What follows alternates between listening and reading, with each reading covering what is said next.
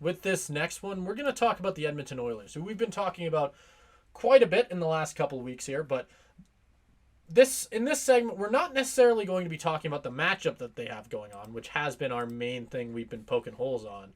We're going to be talking about the Oilers themselves for the most part, or mainly a specific position in the player in between the pipes for them, as they've had a rather inconsistent run at it, especially in the playoffs. And we've seen Stuart Skinner struggle, at least in the last little bit, which led to Calvin Pickard getting the chance in Game 4, where he played well enough for the Oilers to get that win. And now we don't know what's going to happen quite yet. I don't know if that game's actually technically started. We're recording.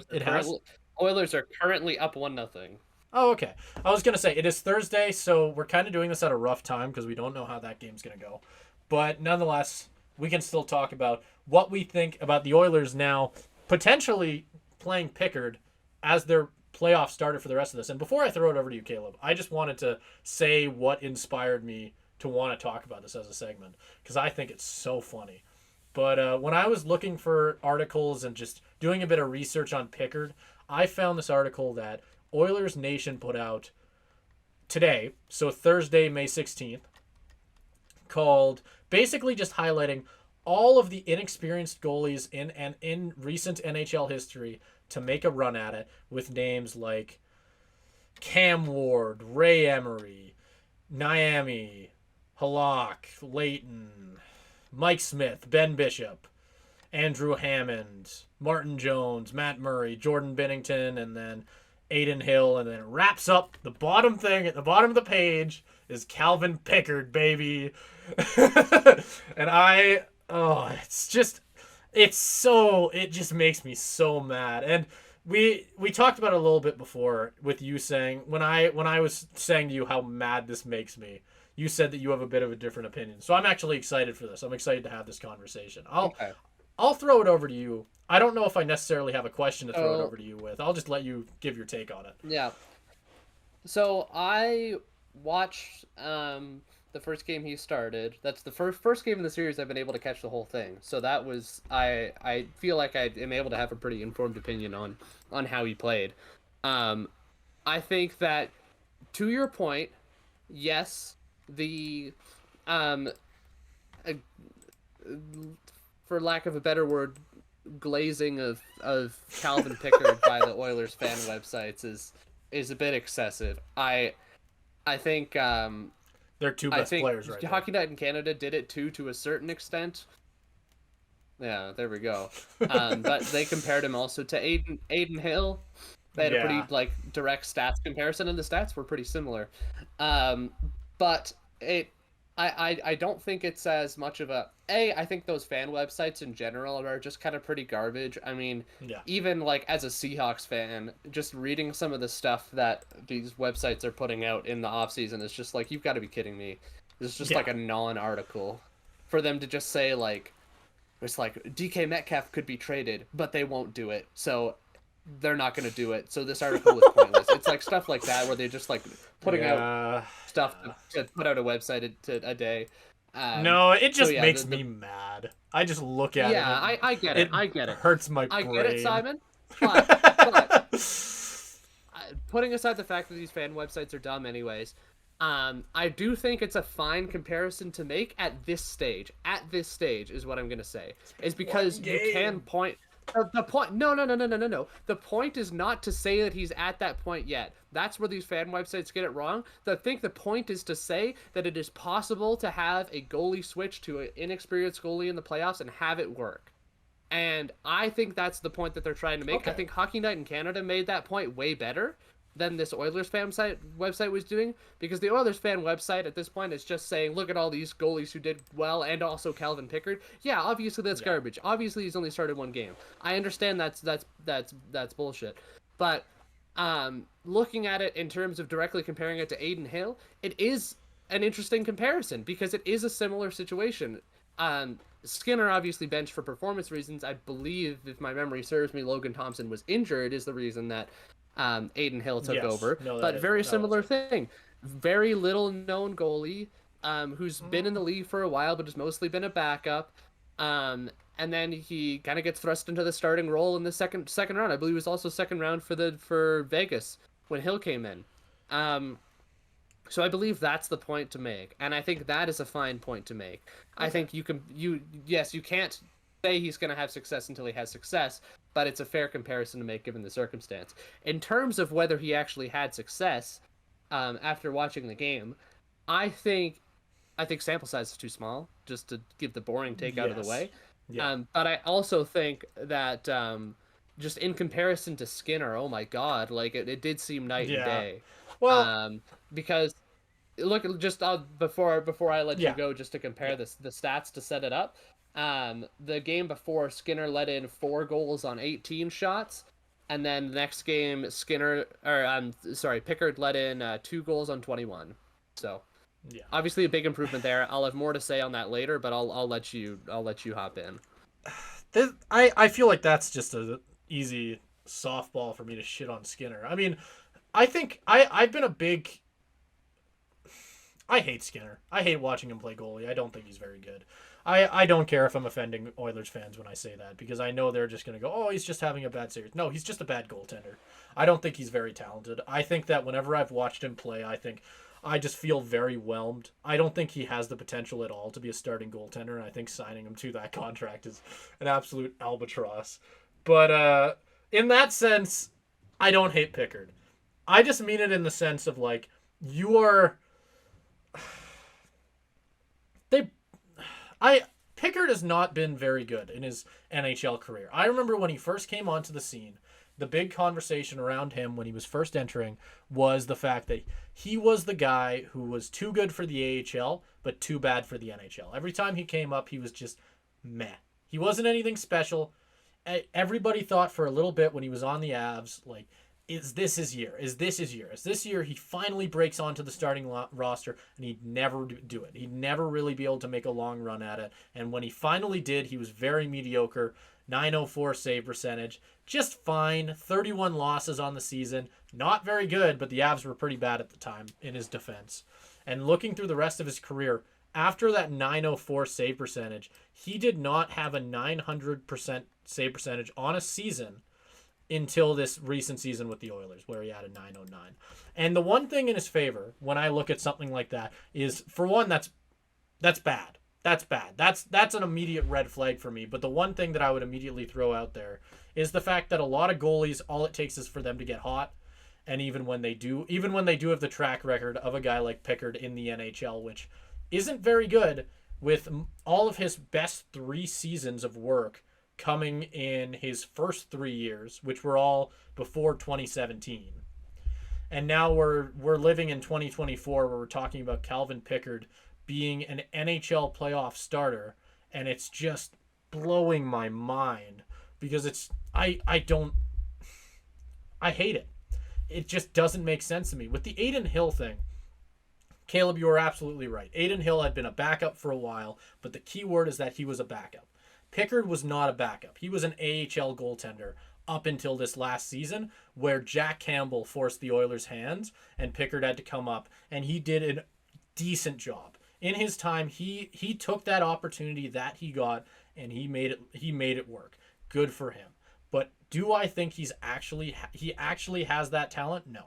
I just don't like it if I'm the Oilers. I think that this is a really, really bad sign when you're having to rely on Pickard. And another... I don't know. I'll throw it back over to you here, because I feel like I've talked for a while, but I don't. Yeah, I can give a defensive Pickard here, because I think to your last a couple of things. Being able to watch the game, I think, informs this opinion a lot better, because 2 goals on 21 shots sounds okay anyways. Yeah. He basically pitched a shutout. The 2 goals that he let in, not at all his fault. The first one was a deflection off the skate of his own defenseman, Darnell Nurse, that took a bad bounce. Nothing he could do about that. One of those goals that it's like I don't care who you put in there, a bounce off your own guy into your own net. You can't do anything about that. Second goal, same thing, where Brock Besser is just shooting it at players in the middle of the net in a scrum, and it bounces off the scrum in the middle of the net and redirects into the goal. Both of the goals that Pickard let in were just like these kind of fluky redirections that I don't really know if you can do much about. The first one maybe you could have back, but the second one especially, he really is just throwing. Besser really just was throwing it at the middle of the net and praying something worked, and it did.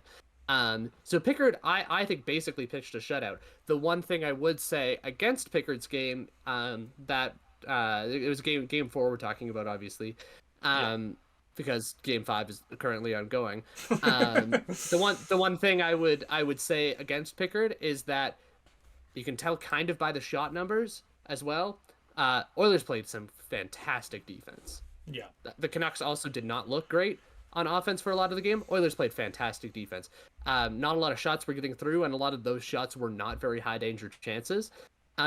So he did get the benefit of that. But when the Canucks did get those high danger chances that weren't just the deflections off random people in front of the net, Pickard stepped up and he made the saves. And you can't ask him to do any more than what he's given, right? And he basically, on pucks he could reasonably be expected to stop, I think he basically pitched a shutout. So I'm going to give him the benefit of the doubt on that. And before I toss it back to you, I'm just going to say to that point of you saying, oh, he's an AHL goaltender, not a backup. I think he's very much proven himself to be a decent quality backup. Because Jack Campbell was assigned to the AHL like at the start of the season. He's been the Oilers. No. He's started. No, he played 20 games. 20 games. He played 20 games.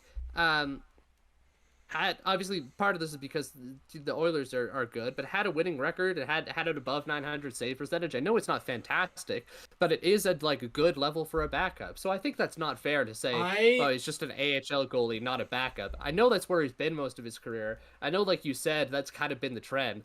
But I don't think it's fair to say like he can't get any better than that, or that's not his ceiling, or you can't win with him. I think it was a ballsy move by Chris Knoblaw to say take out Skinner, put in this guy, and I think it worked out.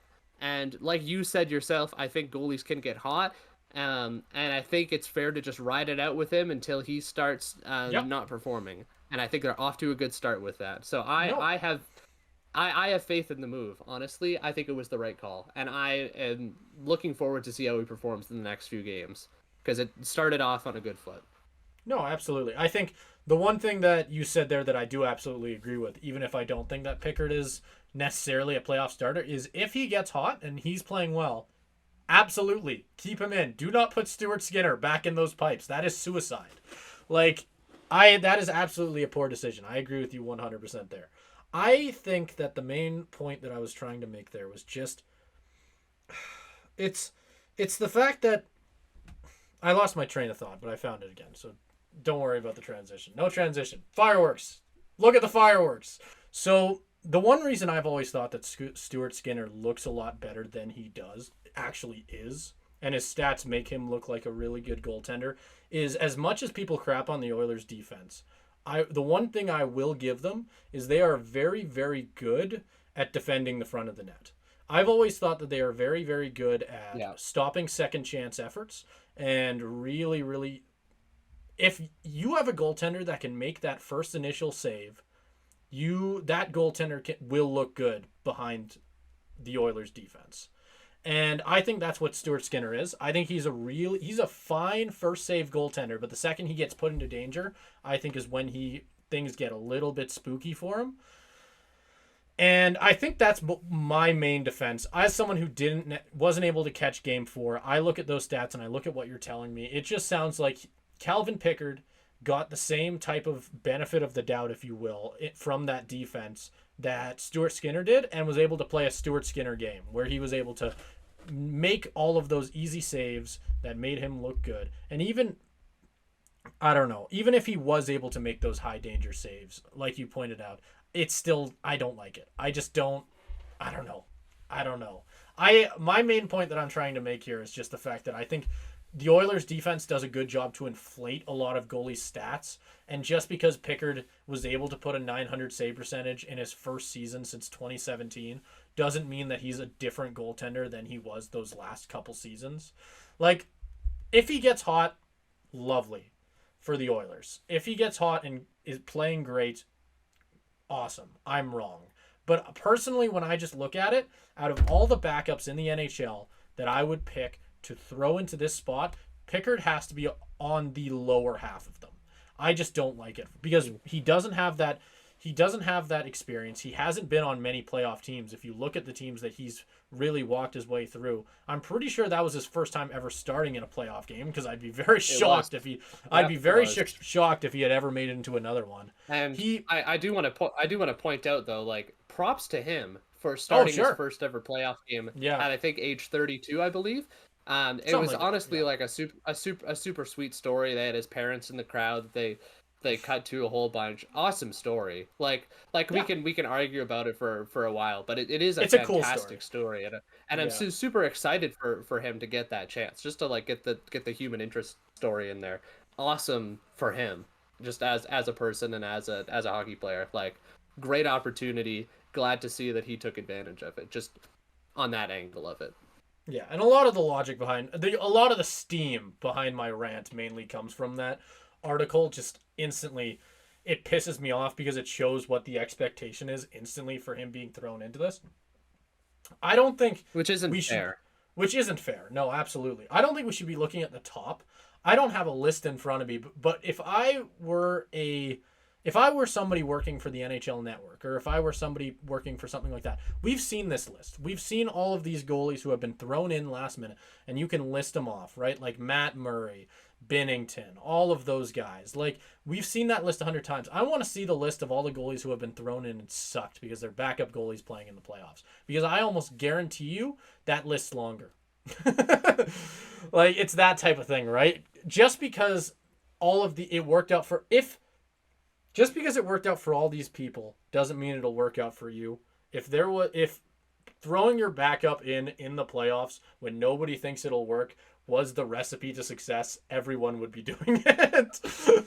Like, I don't know. At least to me, when I look at it, I just don't like it. I don't trust it either. I feel like he's just a goaltender who's waiting to explode, if that makes sense. Like, he'll play great for as long as the Oilers can and their defense allows him to do it. But I just think that when the Canucks get going, he's going to really, really struggle.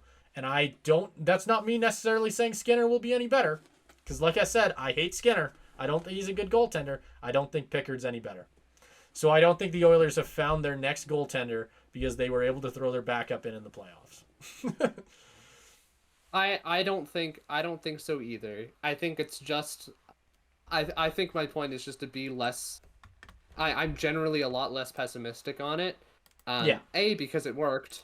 In the sample size that we have so far, we can't project any further than that at this point. So far, it's worked. It's re-energized the team. I think they've played a lot better defense in front of him. I think it's the exact move they needed to kind of re-energize them. And I think, and as much as we can project out and say we don't know if Pickard's going to keep doing this, we don't know if he's going to be one of these goaltenders that website lists. He can only stop the pucks that get shot at him, and he has, other than it's still standing at 5:34 left in the third, or 5:34 left in the first. Sorry, in the first period.